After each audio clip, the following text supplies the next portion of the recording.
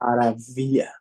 Muito bem, pessoal. Então, vamos a Clara dos Anjos, esse livro importantíssimo para o nosso vestibular da PUC, né? A gente tem um programa aí com apenas 3 obras, então, quer dizer, no momento que nós temos aí 3 obras, evidentemente, elas todas vão ser exploradas, né? Cada uma delas ao seu modo. Clara dos Anjos tem algumas peculiaridades que eu queria explorar com vocês hoje, para que vocês vão prontos para gabaritar, né? É o que a gente tem feito sempre. Na terça-feira a gente vai fazer a nossa aula sobre Clarice. Eu estou fazendo aqui um empenho para lançar essas aulas aí para vocês que assinaram um curso completo aí até o sábado, deixar tudo prontinho, tá legal? As aulas elas vão trazer análise de todos os contos, beleza? Então a gente já colocou algumas ali, eu vou seguir colocando ali amanhã e sabadão vai estar tudo pronto. Foi um pouquinho depois do que eu imaginava, mas vai ficar bem legal, vai ficar redondinho para vocês terem todo o conteúdo dos contos. Agora imagina a tabela dos contos, o quanto ela vai ser importante. Se eu tiver que pensar assim, vamos lá, 3 obras, tá? Qual delas é aquela em que a tabela inteligente vai fazer a maior diferença? Sem dúvida, é o livro da Clarice, porque é um livro de contos, né? Então a gente vai trazer ali as informações minuciosamente colocadas, né? De maneira bem precisa para uma revisão rápida também. Terça-feira a gente vai ter uma aula bem especial também sobre esse livro da tia Clarice, tá? Muito importante. Como eu estava dizendo a vocês aqui, então, antes de começar, né, oficialmente a nossa aula, agora estamos todos juntos, inclusive o pessoal que vai assistir a gravação, esse livro, Clara dos Anjos, ele não é uma novidade, né? Para muitos vestibulantes que já prestaram, de repente, uma prova anterior da UFPR, por exemplo, porque nós já tivemos esse livro em programas anteriores da Federal do Paraná, tá legal? Então, para alguns de vocês, é possível que esse livro já tenha sido estudado, tá bem? De qualquer forma, a gente tem que atentar para as peculiaridades da prova da PUC, do modo como ela trabalha, tá?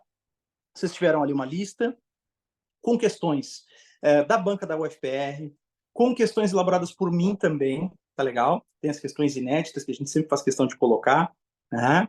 Mês da gripe a gente trabalhou só com questões inéditas, né? Porque não tem vestibular anterior a não ser uma prova da UFSC, uma única prova que trabalha com esse livro. De resto, esse livro é um livro completamente exótico, né? Se a gente for considerar programas de vestibular, eu me refiro ao mês da gripe, né? Então, todo o nosso trabalho ele foi criando questões inéditas. E aqui em Clara dos Anjos a gente pegou algumas questões de provas anteriores, mas também temos questões inéditas, beleza? Galera, é o seguinte, vamos lá. Eu vou trabalhar hoje mais com base na tabela inteligente, tá? Eu vou fazer a aula inspirado na tabela inteligente. Vamos nessa. Deixa eu compartilhar aqui a tela com vocês, né? E a gente já conversa um pouco mais sobre isso, tá bem? Então aqui, ó, a minha ideia hoje trabalhar a tabela inteligente. Beleza? Estão visualizando aí? Tranquilo? Maravilha. Vamos lá. Deixa eu só dar um zoom aqui para a gente trabalhar as informações essenciais, tá? Vamos lá.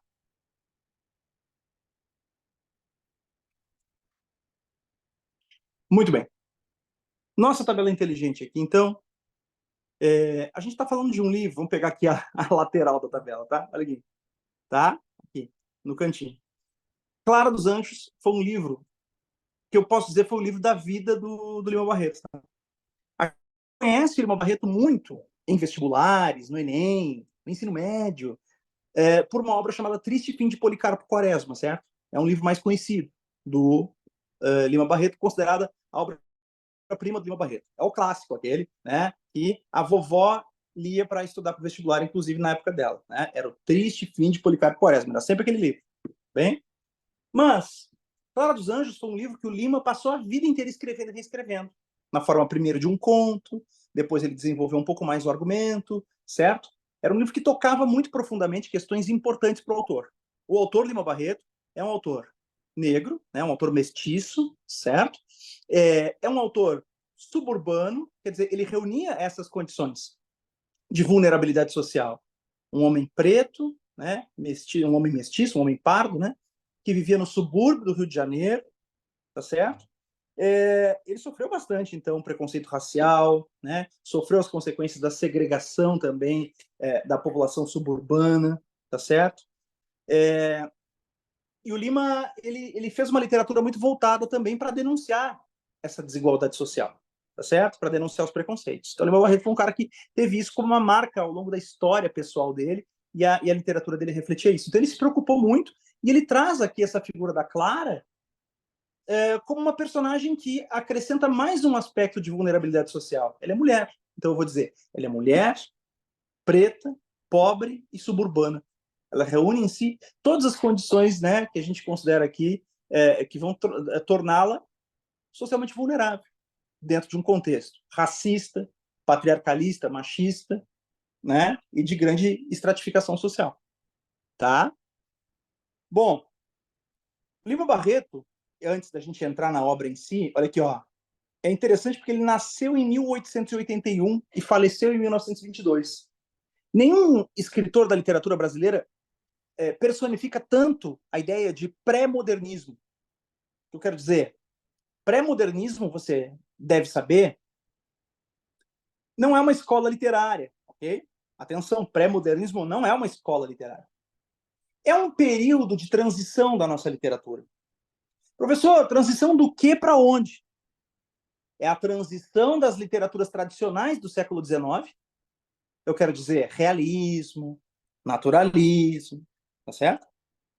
Para uma nova literatura, uma nova arte que vai se consolidar no século XX, que nós vamos chamar de modernismo. Então, o pré-modernismo é um período de transição, ok? Os autores da época, eles não diziam assim, eu sou um pré-modernista. Percebe o absurdo disso, né? Como é que você vai dizer assim, eu sou um pré alguma coisa que não existe ainda? Então, eu sou um adivinho também, né? Quer dizer, o Lima Barreto, ele jamais ia se definir como um pré-modernista, porque o modernismo não existia ainda, compreendido? O modernismo, ele começa mesmo a tomar forma ali quando, né, o Lima Barreto está falecendo. E até por isso que eu te disse, o Lima, ele é um emblema do pré-modernismo, porque o cara, ele nasceu no ano de 81, 1881, que foi quando Machado de Assis publicou Memórias Póstumas de Brás Cubas, né? Ou seja, ele nasceu no ano em que começou o realismo, tá? E ele morreu no ano em que começou o modernismo, com a Semana de Arte Moderna. Ou seja, o homem viveu o período, inclusive, que sintetiza a ideia de pré-modernismo. É muito interessante isso, né? As datas de nascimento e morte do Lima Barreto são muito significativas. Começo do realismo e começo do modernismo. Mas, enfim, a obra dele é uma obra muito significativa nesse aspecto de ser antecipadora do modernismo e, ao mesmo tempo, conservando algumas características da literatura realista. Cara, dá para aproximar muito do realismo esse texto, tá? Você sabe que a PUC é uma prova que trabalha muito com essa questão do estilo de época, né? E pega obras de transição, às vezes, e explora essas questões de transição. Então, acho que é muito importante você saber. Por exemplo, saber que o livro tem características de narrativa realista. Tá? Qual é a característica realista que aparece no livro? Ora, a gente tem uma composição psicológica muito interessante da personagem que é a Clara. Tá certo? Tem essa questão da denúncia, né, da desigualdade social, dos personagens que tipificam, né, os problemas da sociedade da época. Então, isso é realismo. Ok? Uma literatura mais psicológica, que trabalha com personagens que são tipos sociais, tá certo? Isso é bem realista. Beleza? Mas com uma diferença para o realismo, por exemplo, que o Machado de Assis praticava, que é o seguinte: o realismo do Machado era uma coisa mais burguesa, né? Machado de Assis era o cara da Rua do Ouvidor, que era o lugar chique, era o lugar elegante, tá legal? Rua do Ouvidor é o Pátio Batel lá do Rio de Janeiro da época, tá legal? E o Machado de Assis ficava lá, na Rua do Ouvidor, no bairro de Botafogo, que eram os lugares nobres do Rio de Janeiro. E o Lima Barreto não. O Lima Barreto ele vai falar do subúrbio. A ênfase da literatura do Lima Barreto é o subúrbio. Tá legal? É onde não passa o asfalto, é onde não tem, né, saneamento básico. Beleza? Bom, aqui eu preciso te dar uma dica muito importante antes da gente continuar. Até mesmo no subúrbio existe uma estratificação social, uma diferença social. Tá? Isso é muito importante, tá? Vamos apurar os ouvidos aí, anotar, porque isso que eu vou te falar é muito importante. Nós temos no livro um personagem que é o grande vilão da história, um cara chamado Cassie Jones. Escreve Cassie Jones, né? É o Cassie Jones, tá bem? Esse personagem aqui, ele mora no subúrbio também. Esse cara, ele se veste sempre com uma roupinha, né, da moda, entendeu? Ele gasta grana ali comprando um sapato de couro, ele, né, usa um terninho e tal, ele procura meio que copiar ou imitar a moda dos granfinos, tá certo? Ele tem esse sobrenome aqui, que foi basicamente até esse Jones, foi meio que inventado ali pela dona Salustiana, que é a mãe dele, metida a besta. Mas esse cara é aquele tipo, né? Cara de classe média que quer bancar de rico, entendeu? É isso. Ele é de classe média baixa, ele mora no subúrbio. É muito importante você saber que ele é de subúrbio, porque tem gente que faz uma leitura do resumo do livro, faz uma leitura, até às vezes faz uma leitura equivocada da obra, achando que o Cass Jones é rico. Não! Esse cara, ele é um cara de classe média baixa, tanto é que ele mora no subúrbio. Só que aí diz assim no livro, que ele morava no subúrbio dos elegantes. O Lima Barreto, através do seu narrador em terceira pessoa, ele faz uma leitura muito irônica disso, né? Dessa ideia de que existe um subúrbio melhoradinho, entendeu? O cara, ele mora na vila, ele mora no subúrbio. Evidentemente que ele não é granfino, ele não é burguês, ele não é rico, tá certo? Mas ele se faz passar por, porque ele quer usar uma roupinha da moda e tal, entendeu? É isso. Então, atenção para essa questão do Cass Jones ser um suburbano. Isso é muito importante. A família remediada, família de classe média, não é exatamente um cara, ele é rico e tal, nada disso. Beleza? Então eu quero que você fique atento, porque o Lima Barreto, ele, às vezes ele se assemelha nesse livro, o narrador se assemelha a uma postura de cronista, apesar do livro ser um romance, quer dizer, uma narrativa longa, com vários personagens e situações, né? O livro é um romance realista, digamos assim. Um romance pré-modernista, melhor dizendo, né? Ele é um romance porque é uma narrativa longa com vários personagens, né? Ele é um romance pré-modernista, mas com características de estilo realista, né? Só que ele acaba antecipando um pouquinho algumas coisas da modernidade, justamente por essa ênfase no subúrbio, faz desse texto, por exemplo, muito diferente dos textos do realismo do Machado de Assis, né? Esse texto pré-modernista, essa ênfase nas camadas populares, essa preocupação em registrar o cotidiano do povo, isso é muito antecipador do modernismo, muito antecipador do modernismo, tá? A própria linguagem mais coloquial que esse livro apresenta é muito interessante. Tem trechos em que se dá voz à personagem, tá? Então, a gente tem lá mais para o final do livro, tem uma cena em que o Cassie Jones ele está caminhando pelas ruas, pensando em fugir depois de ter feito lá, né, uma grande sacanagem. E aí ele vai meio que caminhando pelas ruas do subúrbio, né? E ele acaba passando por uma tasca, ou seja, por um boteco, por um armazém. E lá, no meio dos bêbados, lá tem uma mulher preta que vai olhar para ele e vai dizer, é ele! E começa a xingar, né? E a mulher pega e começa a querer agarrar ele, xingando ele. E aí começa a falar, foi ele que abusou de eu, né? Aquela mãe dele, aquela galinha d'Angola, e não sei, começa a falar super coloquial, cara. É muito interessante porque a escrita praticamente reproduz a fala. Isso é muito modernista.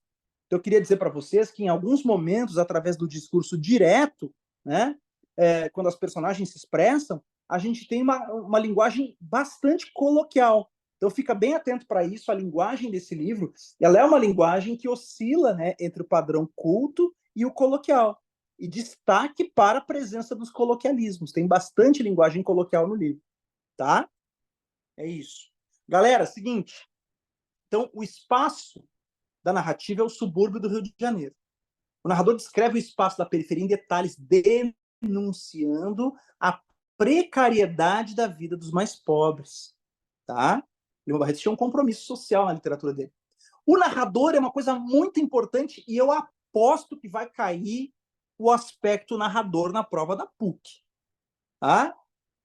Quem já fez revisões comigo de outros vestibulares sabe que quando eu falo um negócio desse, é sério.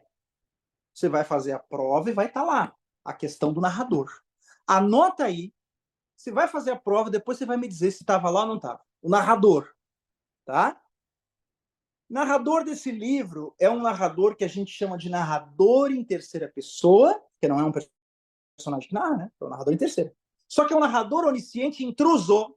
O que isso significa? Onisciente porque ele acaba entrando na cabeça das personagens, né? A gente tem um momento lá que tem uma imaginação da Clara, ela pensando sobre as nuvens no céu, e ela pensa, então no céu também há manchas. Aí você pensa, opa, né?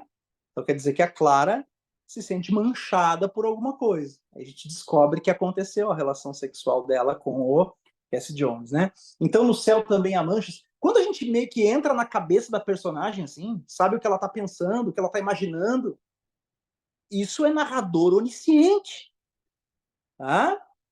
Só que tem um detalhe muito importante aqui, nessa onisciência, que eu preciso que você anote. Esse é o detalhe fundamental. Ele é um narrador onisciente intruso. O que isso significa? Que ele é um narrador que não só lê pensamento das personagens, mas ele também, o que ele faz? Ele comenta, ele dá opinião, ele emite julgamentos sobre as personagens. E isso vai ficar muito evidente em vários momentos do livro, quando o narrador se posiciona sobre o Cassie Jones, que ele critica o tempo inteiro, até às vezes usando um adjetivo, por exemplo.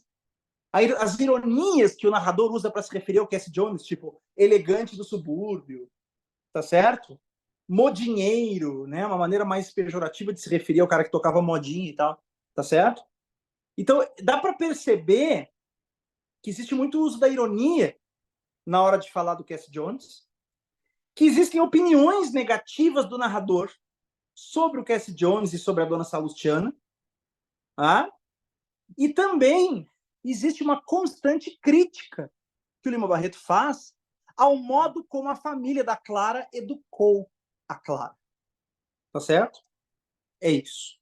A educação dela que não preparou ela para a realidade. E aí a gente já vai entrar no enredo em seguida para demonstrar o que acontece no livro, né? Mas, tipo assim, ela sobre a educação da Clara é um negócio super importante que eu tenho para te falar aqui agora também. Se você quiser anotar, anota aí. Eu botei no Memorex. Aqui, ó.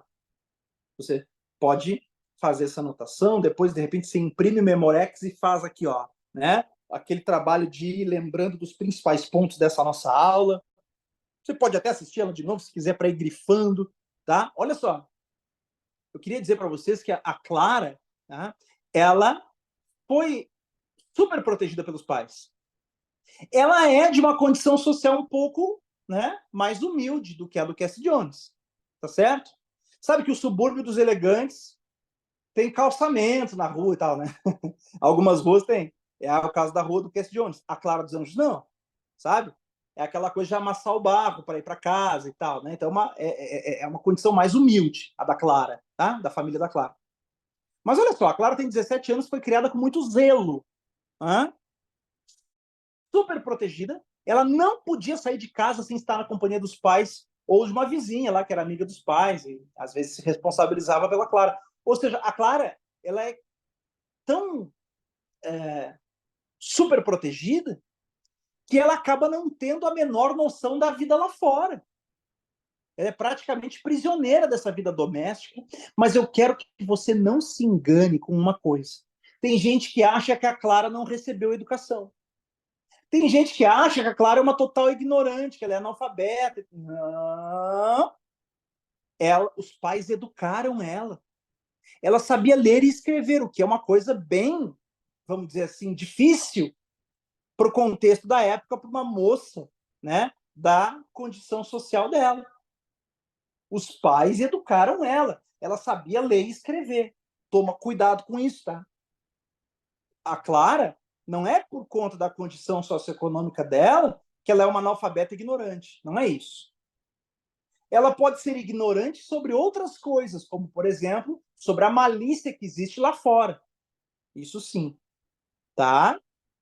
Toma cuidado que ela sabia ler e escrever, tá? Só que não foi preparada para enfrentar a realidade, tornando-se presa fácil para o sedutor Cassie Jones. Beleza? Turma, observações importantes aqui para a gente fechar essa introdução da nossa aula e passarmos para o enredo do livro, tá? Tempo da narrativa, início do século XX.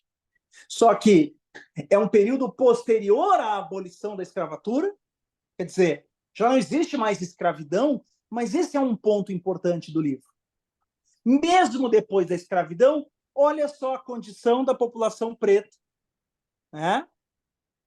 Oi, Ana, tudo bom? Bom que você veio. Olha só, não dá para a gente desprezar a persistência, né, das relações sociais oriundas da escravidão.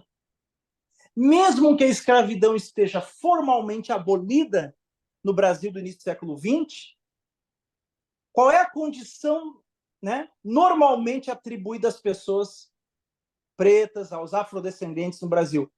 É aquela pessoa marginalizada, né? Aquela pessoa que não tem oportunidades de se inserir na sociedade da mesma forma como a elite branca, tá certo? Então você vai perceber, inclusive, que a lei não existe para essas pessoas. Se a Clara, por exemplo, sofreu um abuso, a polícia não vai atuar em favor dela contra o rapaz branco, tá entendendo? Então a gente tem a persistência, né, das relações opressivas oriundas do período da escravidão. O Lima Barreto fala muito sobre isso, né? Quem for fazer a prova da UniOeste, por exemplo, tem lá um texto, né, que é o pecado. Qual é o pecado? O pecado do personagem preto é ser preto. É uma ironia do texto. O cara, tipo assim, ele era para ir para o céu, porque ele foi um cara que foi super correto durante a vida, foi uma pessoa generosa, honesta e tal. E aí, na hora do juízo final, diz, não, mas ele, né? Então ele vai para o purgatório. Tipo assim, uma puta ironia, porque o cara sendo preto, nem na justiça divina ele vai ter algum tipo de alívio para ele, tá ligado? É isso. Ele vai ser sempre, né, vítima de um preconceito, de uma preconcepção de que ele não é digno dos espaços, né, de privilégio, certo? Então tem que se ligar nesse aspecto aí, né, da denúncia de uma sociedade estruturalmente racista, porque o que o Lima Barreto faz nesse livro também é isso, tá bom? Outro aspecto, então, ênfase no subúrbio. O narrador, às vezes, faz quase que uma crônica do subúrbio, tá? Observando esse espaço suburbano, descrevendo em detalhes os problemas também, né, da vida no subúrbio, tá legal? O abandono do Estado em relação ao subúrbio, tudo isso. E o narrador em terceira pessoa, sendo ele onisciente e intruso. Essas são as coisas que eu gostaria que você fixasse muito bem no início do nosso papo aqui. Narrador onisciente e intruso significa dizer que ele não só narra, lê pensamentos, mas também comenta, emite opiniões, emite juízos de valor. Tá bom? Vamos para o enredo, então, do livro, né? Olha só. Então, a Clara, como a gente já disse, é a moça de 17 anos criada com muito zelo, super protegida, né? Não podia sair de casa sozinha, tinha que ter sempre alguém acompanhando. Ela é filha do Joaquim dos Anjos, que era um carteiro, homem pardo do interior de Minas. Na verdade, ele tinha a pele clara, mas, olha só, as palavras que eu vou usar estão no livro, tá? Mas o cabelo ruim, como você diz, fecha aspas, está escrito assim. O Lima Barreto, ele incorpora, né, esse discurso preconceituoso da sociedade da época de forma irônica, né? Cabelo ruim, como se diz. Tá certo? Então, o Joaquim dos Anjos, ele tinha o cabelo crespo e a pele clara. E a mãe da Clara dos Anjos, a dona Engrácia, ela tinha a pele morena e o cabelo liso. E a Clara, ela puxou a tez do pai e o cabelo da mãe. Ou seja, ela nasceu com a pele mais clara e com o cabelo mais liso. Tá?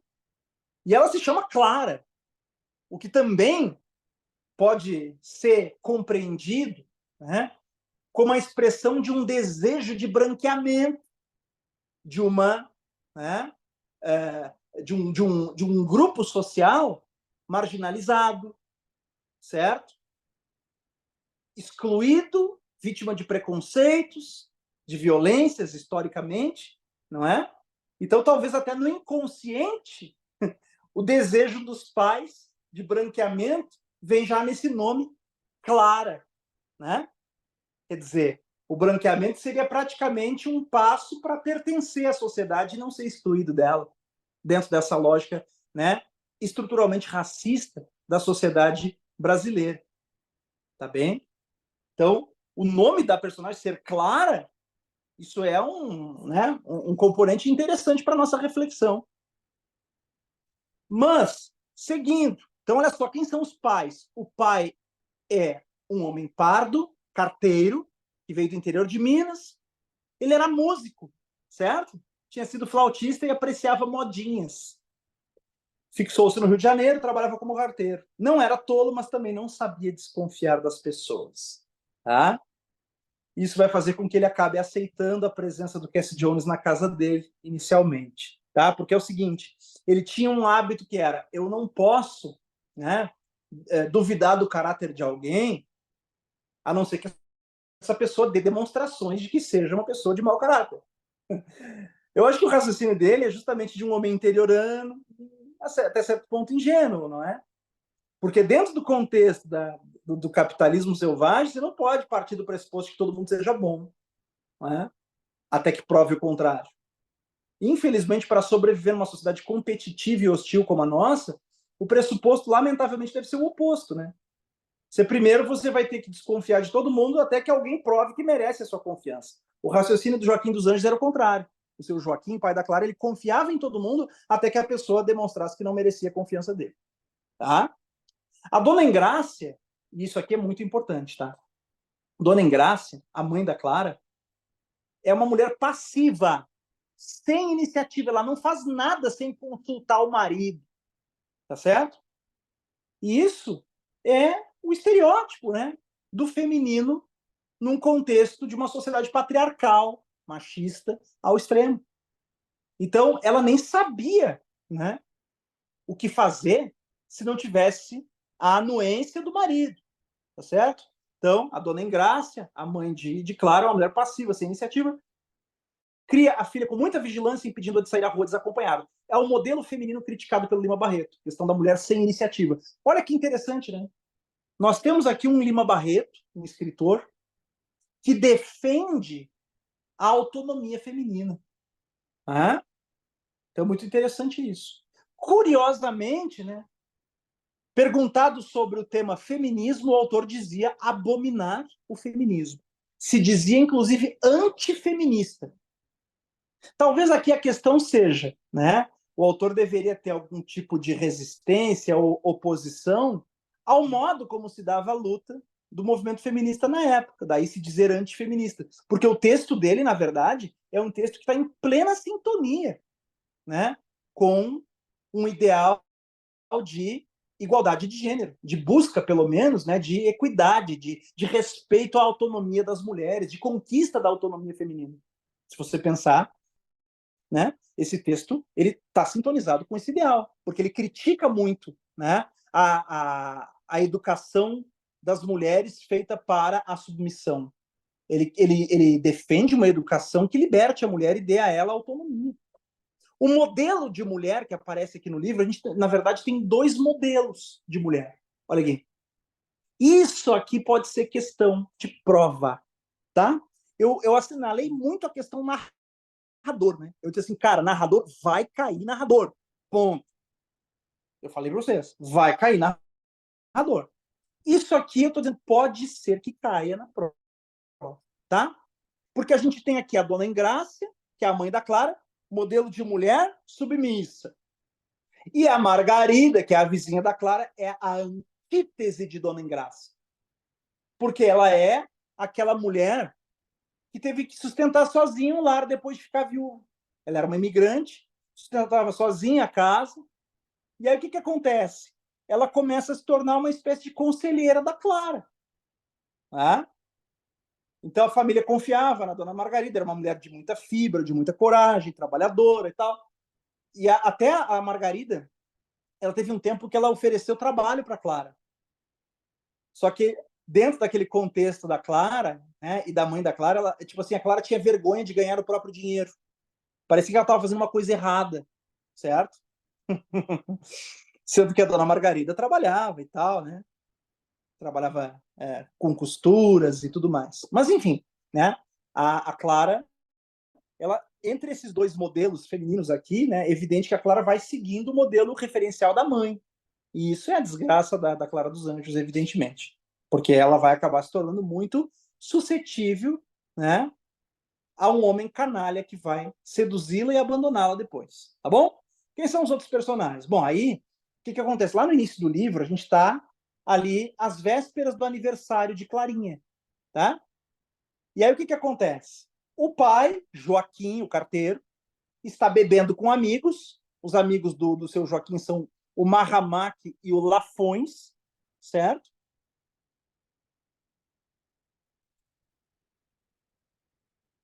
E durante a conversa estão pensando como é que vai ser a festa. E esse Lafões é um cara ingênuo e acaba sugerindo: ah, por que você não chama aquele tocador de modinha para tocar no aniversário da Clara? Tipo assim, quem é que vai tocar na festa, tá? Na época não tinha um DJ lá para tocar na baladinha. Então, chama um cara para tocar viola, né? O Lafões sugeriu o Cassie Jones. Tá, mas por que? Da onde? Se conheceram na cadeia. O Cassie Jones nunca ficava na cadeia por muito tempo, mas eu preciso dizer para vocês que envolver-se com uma mulher casada, né, era um crime de adultério. Então, o Cassie Jones acabou sendo preso por conta disso. Tá? Mas é aquilo, ele ficou detido um tempo porque ele foi apanhado em flagrante com uma mulher casada. Mas isso não durou muito, né? Ele acabou saindo, ele sabia que ia sair logo da prisão. E ele faz o quê? Ele acaba na cadeia fazendo amizade com esse Lafões que foi preso por uma bobagem, bebeu demais, brigou num bar lá, uma besteira, uma briga de boteco. Também ficou detido um tempinho e ia ser solto. O Cassie Jones, que era um cara malandro, ele se aproveita dessa situação, porque ele sabia que o Lafões ia ser liberado logo. Tipo assim, cara, uma briga de botequim, esse cara vai ser solto. E aí o Cassie Jones, ele finge que conversou lá com o delegado, com o carcereiro, e depois diz assim, ó, oh, falei com eles aqui, mexi meus pauzinhos, logo, logo você vai ser solto. E o Lafões passou a acreditar que devia um favor pro Cassie Jones. Não tem nada a ver.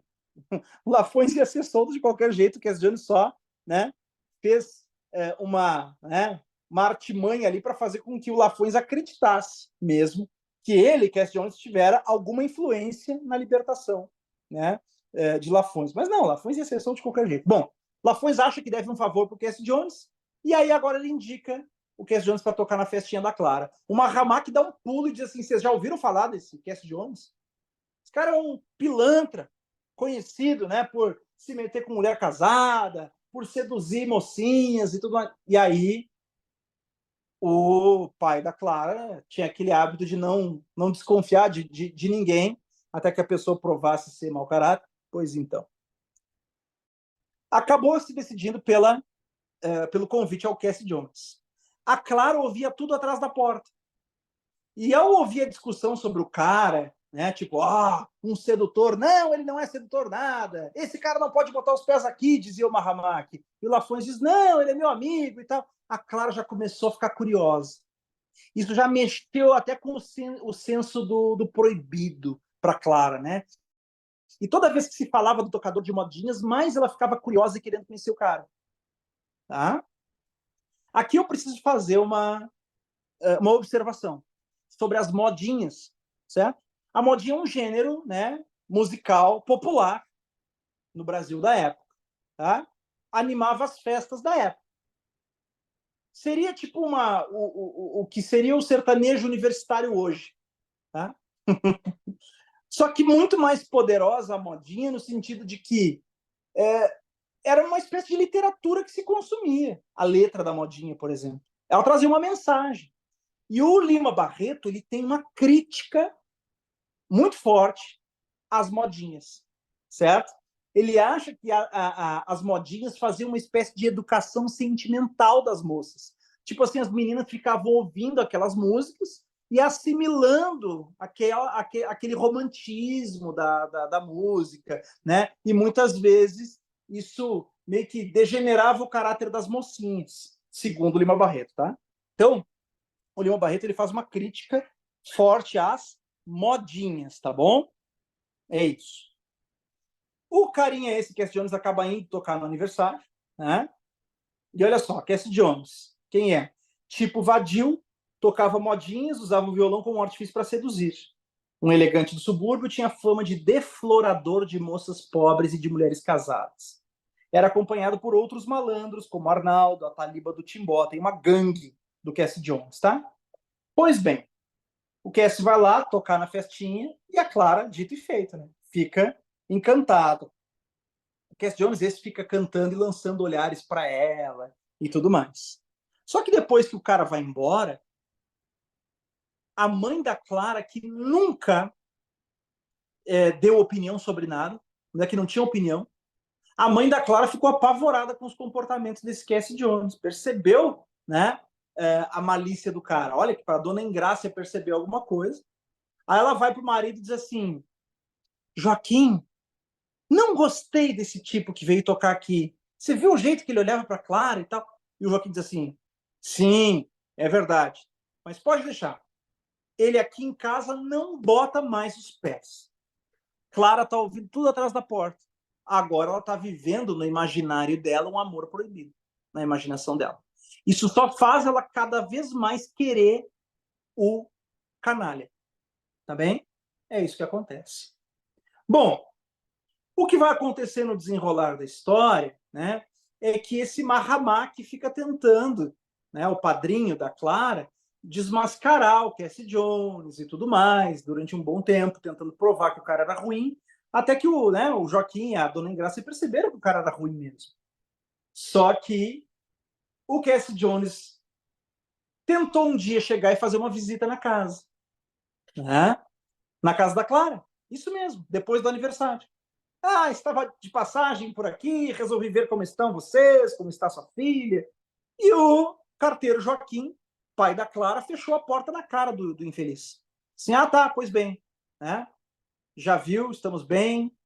Não convidou para entrar. Diz que eles ficaram se olhando assim por minutos, em silêncio, tipo, se encarando. E o cara vazou, né? Óbvio, foi embora porque viu que não era bem-vindo ali. E ele ficou pensando, pô, mas isso só pode ser coisa daquele padrinho da Clara. Ah, ele acabou depois juntando os pontinhos e percebendo. E aí o que ele vai fazer? Ele vai juntar a gangue dele, em determinado momento do livro, e vai armar uma cilada para pegar esse Mahamak numa quebrada aí, evidentemente sem que ninguém visse, e espancá-lo até a morte. Tá? O desfecho do Mahamak é ser assassinado pelo Cassie Jones e pela sua turma. Ele é uma cena das mais brutais da literatura brasileira da época. Tá? O cara tá caminhando na chuva lá sozinho, e ele era, né, ele ainda tinha um aleijão na perna, ele caminhava com dificuldades e tal, e a turminha pega o cara e, né, dão uma surra nele, covardemente. 3 caras espancando o Mahamak até a morte. Ninguém descobriu o porquê, certo? O cara foi encontrado morto e tal. Era o sujeito um pobre coitado, não tinha o que se quisesse roubar dele, por exemplo. Não havia um motivo para que ele tivesse sido espancado até a morte. As autoridades nunca descobriram o porquê, tá certo? Bom, só que entra na história também um sujeito chamado Menezes, que era um interiorano. Quando ele chegar ao Rio de Janeiro, sonhava em ser engenheiro. Acabou não conseguindo fazer a faculdade de engenharia, acabou aprendendo informalmente o ofício de dentista. Passa a tratar dos dentes de Clara e acaba sendo usado por Cassie Jones como pombo-correio. Quando Cassie Jones descobriu que esse Menezes cuidava dos dentes de Clara, ou seja, que ele fazia algumas visitas à casa, ele resolve mandar bilhetinho para Clara através desse Menezes, certo? Só que o Cassie Jones ele é esperto, porque ele vai envolvendo o cara, entendeu? O Menezes esse era um pobre coitado, alcoólatra. Ei, atenção.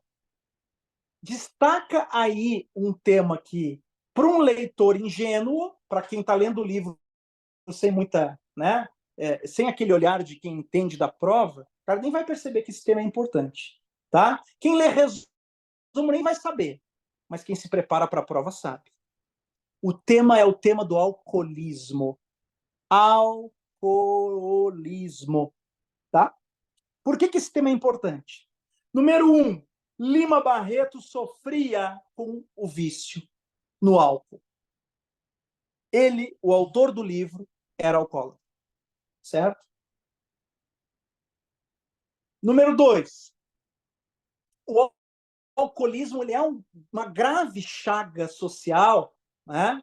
Especialmente entre os mais pobres, né? O álcool acaba se tornando uma espécie de válvula de escape para aqueles miseráveis, sem perspectiva. Para a frustração de caras como Menezes, né? Que era um cara que tinha sonhos né?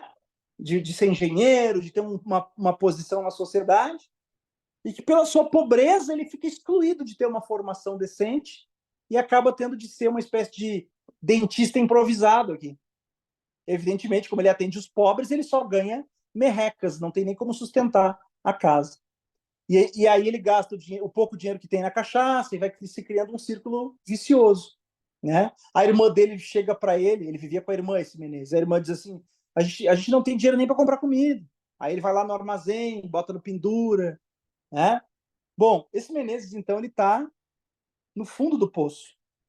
E o Cassie Jones se aproveita disso, emprestando dinheiros para o Menezes e tal, né? Enrolando esse Menezes, até que o Menezes se vê endividado com o Cassie Jones e se obriga a fazer esse papel de pombo-correio, de leva e traz, levando recadinhos do Cassie Jones, que todo mundo sabia que era um cara mal intencionado. O Menezes se obriga a fazer o papel de pombo-correio, levando cartinhas para Clara, o que vai ser decisivo para que o Cassie Jones consiga seus objetivos. Certo? Voltando ao tema do alcoolismo, o tema do alcoolismo tem no livro, e não está aqui na tabela inteligente, mas você pode anotar aí, e depois, se você imprimir a tabela, pode anotar na tabela, porque isso pode acabar sendo importante. Tá? É um personagem secundário, tá bom? Mas isso pode acabar fazendo a diferença. Esse personagem chama Leonardo Flores. Anota aí. É bem secundário, tá? Leonardo Flores. Era um poeta, um escritor. Olha só, um escritor alcoólatra. Alguma semelhança com Lima Barreto? Não é mera coincidência. Leonardo Flores é um personagem que entra no livro como alter ego de Lima Barreto. Anota aí. Tá? Alter ego de Lima Barreto. O que significa isso? Eu até vou botar no chat. Vou escrever aqui. Ó. Onde é que está aqui? Vamos lá. Aqui. Não dá para escrever porque isso aqui já está em PDF. Galera, vou botar no chat. Preciso falar isso para vocês porque a PUC é uma prova muito detalhista, tá? E pode ser que caia isso. Alter.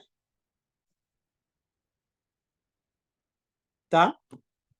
O que é um alter ego? É um personagem de ficção inspirado na figura do próprio autor. Leonardo Flores é um escritor alcoólatra do subúrbio e que nunca teve um reconhecimento à altura da sua obra. Né? Era um cara que a obra dele era muito conhecida, bastante difundida, mas ele não ganhava dinheiro com seus livros e vivia na merda e consumido pelo vício no álcool. Cara, é a história do próprio Lima Barreto. Só troca, porque o cara era um poeta e o Lima Barreto escrevia narrativas, mas de resto, tá? O Leonardo Flores é o alter ego de Lima Barreto. Tá bem? Então esse cara, ele era um poeta e tal, e o Cassie Jones usou um expediente que era o seguinte: sabia que o Menezes, o dentista, era amigo do poeta Leonardo Flores, eles tomavam cachaça junto e tal, né? E aí ele disse assim: ô Menezes, vai lá no Leonardo Flores, eu sei que você é amigo do poeta, pede para ele fazer uns versos para mim e tal. Olha, vou te dar uma grana aqui para você pagar, porque eu queria um poema bem bonitão assim para mandar para uma moça que eu tô apaixonado e tal. Bobagem, né? O Cassie Jones sabia que esse dinheiro ia morrer nas mãos do Menezes e o Menezes ia ficar com uma sensação de dívida. Então o Cassie Jones vai lá dar um monte de dinheiro pro cara e diz, assim, pede lá pro poeta, você conhece ele, para escrever uns versinhos lá para minha amada e tal. Menezes embolsa o dinheiro, gasta metade na cachaça, outra metade no armazém, né? E o Leonardo Flores depois também nem aceita fazer versos por encomenda. Ele diz, eu não vendo a minha arte, dizia o Leonardo Flores. Mas, enfim, o Leonardo Flores é um personagem bem secundário, era um poeta, amigo do Menezes, tá? Bom, há quem diga, pessoal, alguns analistas dessa obra, que a Clara dos Anjos também seria uma espécie de alter ego do Lima Barreto, como uma espécie de versão feminina do Lima. Ou seja, a moça, né, mestiça, vítima do preconceito, tá certo? Vítima do racismo, que teria algumas características do Lima em vários personagens. A Clara seria uma personagem com algumas características do Lima, né? O Menezes também, porque o Lima Barreto, se vocês não sabem, ele também acabou tendo uma trajetória acadêmica frustrada, né? O pai dele colocou ele na Politécnica para ser engenheiro e ele não conseguiu se formar por problemas econômicos, pela necessidade de abandonar a faculdade e trabalhar para sustentar a família. Então o Menezes, ele também carrega um pouquinho da história do Lima Barreto, que é isso de sonhar em ser engenheiro, por exemplo, e não conseguir se formar porque teve que trabalhar antes do tempo para garantir o sustento da família. Tá? Então tem uma série de coincidências entre alguns personagens do livro, né, e elementos da história do escritor, tá bom? Mas o principal personagem a ser apontado como um verdadeiro alter ego de Lima Barreto é um cara chamado Leonardo Flores, tá bom? Galera, o que vai acontecer então na história? Cassie Jones eliminou o padrinho da Clara, assassinou o Mahamak, tá conseguindo manter correspondência com a Clara às escondidas, certo? Aí ele acaba indo visitar a Clara, chamando ela pela janela do quarto. Passa uma trova nela, um papo e tal, e ela acaba abrindo a janela para que ele entrasse. A cena depois, ela é...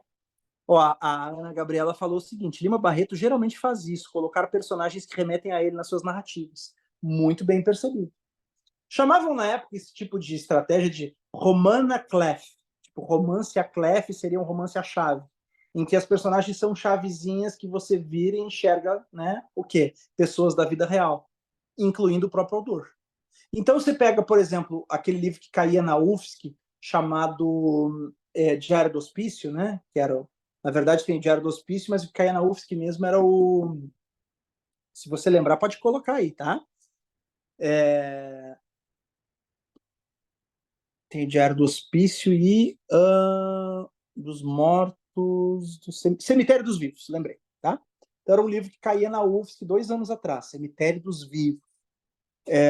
Cara, o personagem do livro é um alter ego de Lima Barreto, evidente.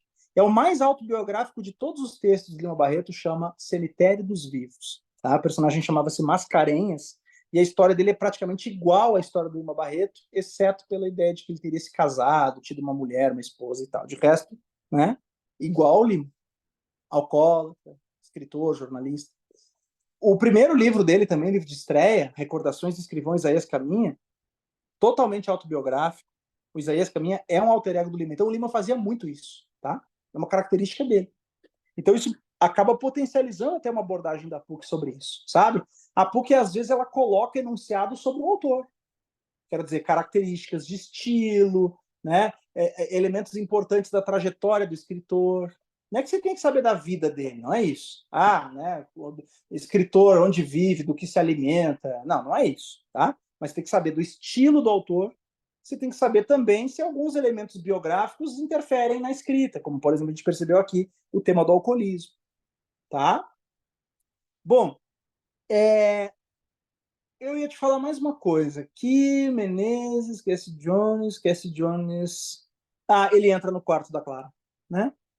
Ele entra no quarto da Clara, ela na ingenuidade abre a janela, ele fica, né, ele passa um papo nela e tal, e a cena, né, depois ela acaba sendo revelada. É interessante até porque o Lima, ele traz essa cena como uma lembrança da Clara.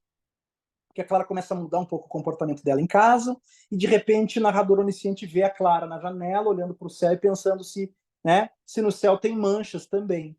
Aí a gente descobre que ela está se sentindo manchada, ou seja, aí ela se lembra da cena. A gente tem um flashback, através da memória da Clara, acaba sendo revelado que ela deixou o cara entrar pela janela e que ele pegou ela, tipo, jogou na cama e fez dela o que quis, tipo assim, e ela ficou ali como, né, fosse um objeto, uma boneca sendo manipulada por ele, entendeu? Tipo assim, ele fez o que quis com ela e depois vazou. Só que ele se declarou para ela, ele prometeu casamento para ela. Ele disse que tinha mudado, né? Que ele tinha assim uma fama ruim, mas que ele tinha mudado, que ele estava juntando uma grana, que ele estava pensando em casar com ela, em falar com os pais dela e tal. E ela acredita nesse papo todo e o cara acaba então conseguindo transar com ela. Só que depois ele não volta mais. E ela vai percebendo isso, né? E o tempo vai passando e ela vai percebendo isso, até que ela vai se encontrar na seguinte situação: grávida, né? E sem nenhum sinal de vida do pai da criança, que evidentemente se escafedeu. Depois, né, acabou-se chegando a notícia de que esse Cassie Jones tinha deixado a cidade, né? E por que ele deixa a cidade? Porque estava rolando já, né, pela cidade um dossiê sobre o Cassie Jones, feito por um homem que tinha se casado com uma mulher que tinha no passado sido abusada pelo Cassie, tá? Então, quer dizer, tinha lá era um militar, um tenente lá e tal, que tinha, para defender a honra daquela mulher e tal, ele acabou se casando com ela e tudo mais, mas o passado dela, né? Então ele faz um dossiê com todos os casos, né, envolvendo o Cassie Jones e tudo mais, e o Cassie Jones estava se sentindo ameaçado de ser preso. Por isso, né, o que ele faz? Ele saca umas economias que ele tinha e vaza. Ele não tinha abrigo nem em casa mais, porque o pai dele já tinha expulsado ele de casa. O seu Manuel Azevedo, no entanto, era um pai ausente, certo? Recriminava as condutas do filho, mas não tinha capacidade nenhuma de botar limites, porque nunca estava em casa. Manuel Azevedo, o pai de Cassie, era um homem ausente, né? Mas tentou, pelo menos, botar um limite no filho quando expulsou ele de casa, ao saber, né, das sacanagens que ele fazia. A dona Salustiana, por outro lado, é uma mãe extremamente condescendente. É uma suburbana pretensiosa, a mãe do Cassie, a dona Salustiana, tinha mania de grandeza, inventava um ancestral inglês, Lord Jones, para posar de aristocrata. É cúmplice nas canalices do filho, acobertou-o quando foi expulso de casa pelo pai e expulsava de casa as mulheres que exigiam reparação por terem sido seduzidas pelo canário. Ao final, ela humilha a Clara exatamente desse jeito. Como é que vai ser essa cena, que é uma cena capital do livro? É o seguinte: a Clara está, né, grávida e abandonada pelo pai da criança, né? Ela não tinha coragem de revelar aos pais o que tinha acontecido. Ela então vai até a dona Margarida, porque ela estava. O que a menina pensou em fazer? Um aborto. E ela vai até a Margarida e inventa uma história de que precisava de um dinheiro, né? A Clara, a essa altura, estava fazendo umas costuras lá junto com a dona Margarida e diz assim: eu precisava de um dinheiro adiantado. Eu queria comprar um presente para minha mãe, né? E a Margarida, essa já. Opa, tem alguma coisa errada aí. Essa menina querendo dinheiro, ela que não anda sozinha na rua, o que ela quer com dinheiro? Né? O que houve, Clara? Abre o jogo, fala aí, o que aconteceu? A Clara começa a chorar e conta a verdade. É a dona Margarida, aquela vizinha, quem vai dizer: não, minha filha, você tem que tomar uma providência. Primeiro você tem que falar a verdade para seus pais. Vamos lá para sua casa. E aí a dona Margarida arrasta a Clara até em casa, conta a verdade para a mãe, para a dona Engrácia, porque o pai não estava em casa. A dona Engrácia diz: e agora? O que será da minha filha? A dona Engrácia é aquela mulher que não tem atitude para nada e fica nisso. E agora? Né? E a Margarida diz: como assim, e agora? Agora nós vamos lá até a casa desse sujeito e vamos exigir reparação. Naquela época, né, o rapaz que tinha uma relação com a moça, ele era obrigado a casar com ela para reparar o mal que fez a menina. Lembrando que tinha aquela, né, aquela instituição lá do casamento virgem e tudo mais, né? Então, se o rapaz, né, deflorar a moça, ele está obrigado a casar com ela, né, para reparar o erro.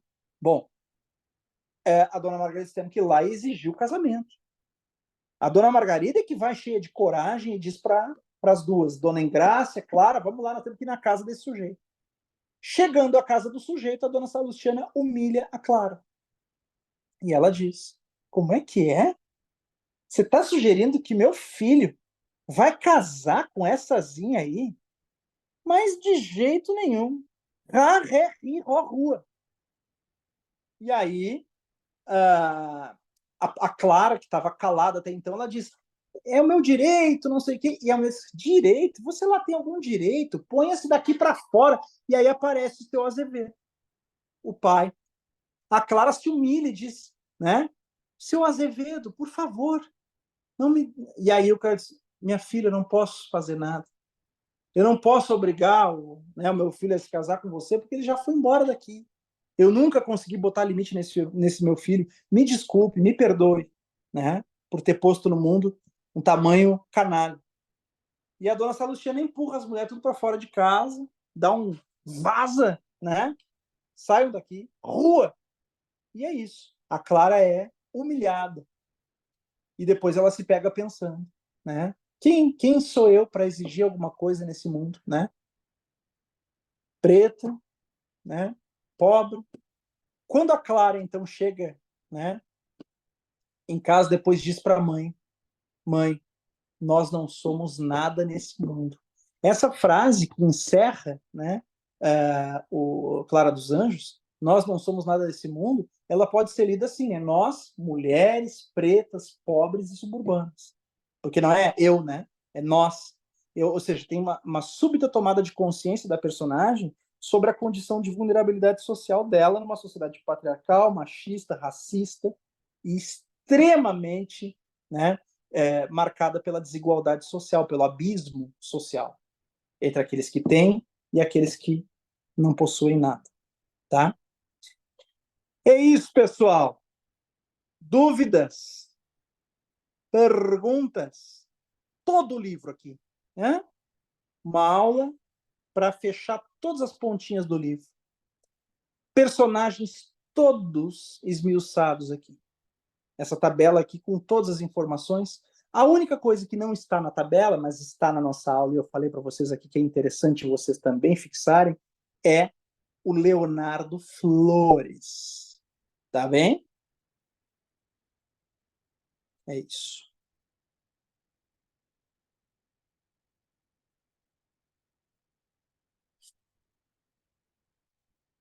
Vamos ver aqui. Vamos ver as participações de vocês no chat.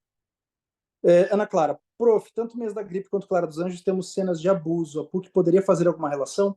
Até poderia, mas não é muito característico da PUC fazer isso. Tá? No caso do Clara dos Anjos, é um pouco mais sutil, né? Porque, afinal, a Clara ela consente a relação. Tá? A gente considera, né, abusivo o comportamento do Cassie Jones, por quê? Porque ele engana ela, ele manipula a situação, ele se aproveita da ingenuidade da moça, tá certo? Então, mas vamos lá, dentro do código de valores da época, o Cassie Jones estava realmente cometendo um crime. Se fosse hoje, não seria. Mudam os valores, mudam as percepções. Mas como a gente tem 3 questões, 3 livros, a tendência é que a gente tenha uma questão purinha sobre um livro sem estabelecer relações, infelizmente, tá? Eu acho que seria muito legal se a gente tivesse a relação do livro